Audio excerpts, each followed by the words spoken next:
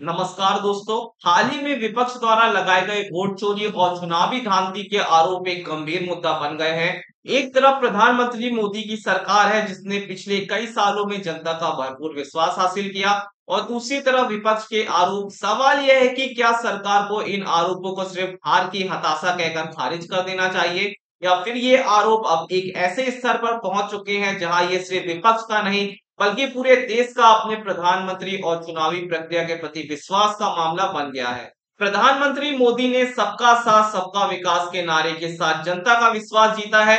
यही विश्वास उनकी सरकार की सबसे बड़ी ताकत है। लेकिन अब विपक्ष के वोट चोरी के आरोप, चाहे वे निराधार ही क्यों ना हो, जनता के मन में संदेह पैदा कर रहे हैं। जब आम जनता सुनती है तो उनके द्वारा डाले गए वोट सुरक्षित नहीं है, तो उनके मन में कई सवाल उठते हैं। इस समय इन आरोपों को सिर्फ राजनीतिक बयानबाजी मानकर टाल देना सरकार की छवि को नुकसान पहुंचा सकता है। यह सिर्फ विपक्ष का जवाब देने का मामला नहीं है, बल्कि यह करोड़ों भारतीयों के उस भरोसे को बनाए रखने का सवाल है जो उन्होंने प्रधानमंत्री मोदी पर जताया है। प्रधानमंत्री मोदी हमेशा से पारदर्शी और जवाबदेह सरकार की बात करते आए हैं। ऐसे में जब विपक्ष इतने गंभीर आरोप लगा रहा है तो सरकार की चुप्पी जनता के बीच और ज्यादा संदेह पैदा कर सकती है।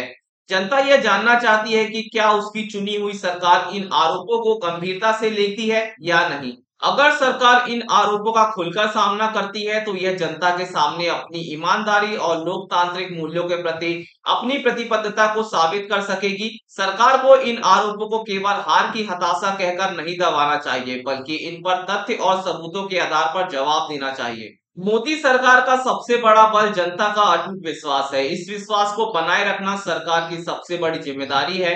अगर सरकार सही है तो उसे इन आरोपों को खारिज करने के लिए ठोस सबूत पेश करने चाहिए। उसे विपक्ष के सामने तथ्यों के साथ खड़ा होना चाहिए और ये साबित करना चाहिए कि भारतीय लोकतंत्र में किसी भी तरह की धांधली की कोई गुंजाइश नहीं है। सरकार की चुप्पी से सिर्फ विपक्ष ही नहीं बल्कि देश का भी नुकसान हो रहा है। इसलिए सरकार को आगे आकर इन आरोपों का जवाब देना चाहिए और जनता का विश्वास फिर से बहाल करना चाहिए। क्या आप इस बात से सहमत हैं? हमें कमेंट्स में जरूर बताएं।